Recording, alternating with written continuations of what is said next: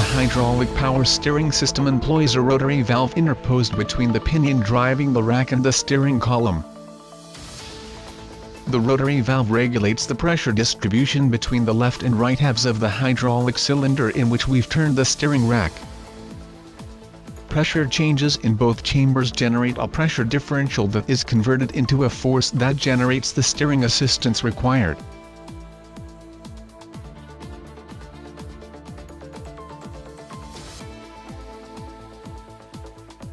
The electric power steering employs an electric motor, generally mounted on a steering column, on the pinion driving the rack or, as in this case, on the rack itself. There is a torque sensor that is located immediately over the pinion. Its job is measuring the torque being exerted on the steering wheel by the driver. This torque is sent to the electronics of the power steering that are integrated within the electric engine that operates the steering. These circuits are embedded in a resin ceramic species protects from moisture and vibration. The torque values, as well the speed and info from the electronic stability program, are used to calculate the amount of assistance required. Motion is transmitted through a belt to a recirculating ball gear.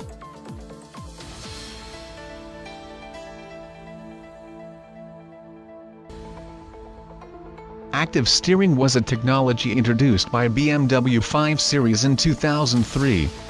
In the BMW system, by TRW, there is an epicyclical gear, operated by an electric engine through a helical gear. This electric motor allows adding or subtracting angles to the direction of rotation.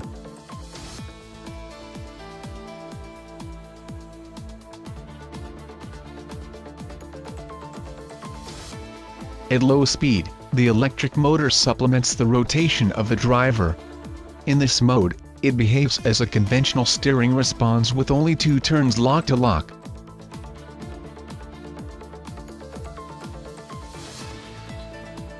At high speeds, the electric motor rotation slightly counteracts the driver's instructions.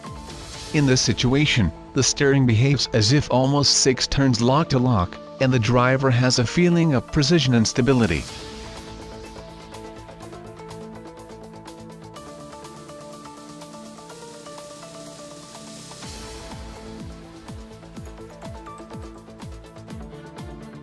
Other manufacturers like Lexus and Audi employ a more compact drive.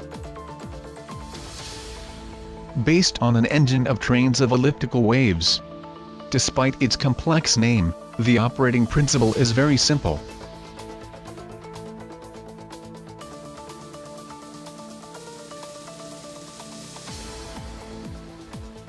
A motor rotates an elliptical ring gear, which engages inside a cylindrical pinion.